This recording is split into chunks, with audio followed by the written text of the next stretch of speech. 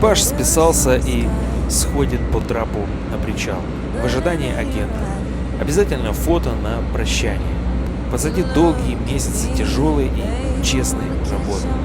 Экипаж забирает шаттл-бас и везет в Грейшен. Я по возможности и по настроению даю сигнал сотовым тифоном морякам, которые уезжают.